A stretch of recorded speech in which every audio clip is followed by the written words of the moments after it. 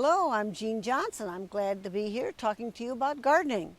This is one of my great big gardens that I have. Our septic tank is underneath this.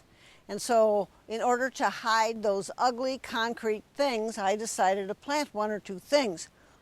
I was very fortunate when we did this because a lot of these plants were in my yard. I didn't have to go shopping. I just went around with a wheelbarrow and, oh, let's take that one and let's take that one.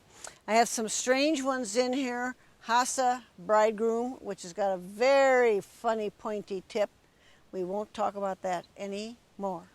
And this one is embroidery, and the edges of the leaves are like someone has pulled on them. It's, what do they call that? I can't think of what they call it now. It's some kind of an effect. Then the plant next to it is a pulmonaria.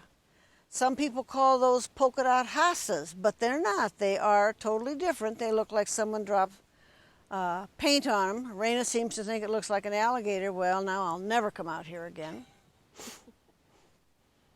And they grow, they must have a good amount of shade or you're not going to be successful with them. They're not the easiest plant in the world to grow like hostas are.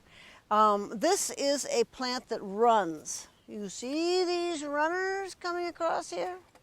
That plant sort of decides where it wants to go. That's a tiarella, and it's called a running tapestry. Some tiarellas are in clump forms, and some tiarellas are runners, and that's why it's important for you to know the name of the plant you're buying, the botanical name, not just the common name, because your botanical name is going to tell you some characteristics of that plant and also whether or not it's hardy here.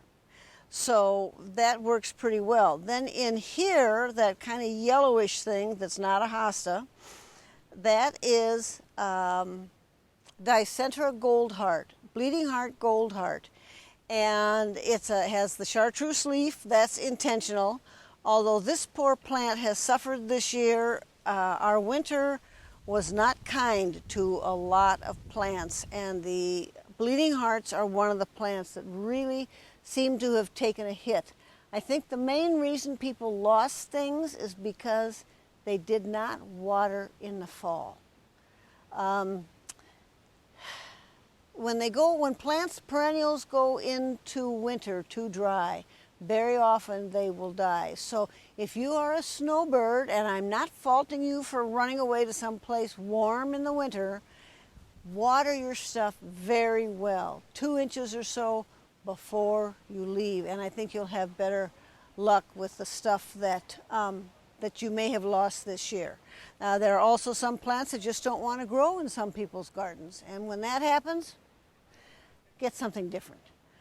What we do with these in the winter time is we just let them go down. Unless something is diseased, especially the hosta leaves just get to go down when they freeze.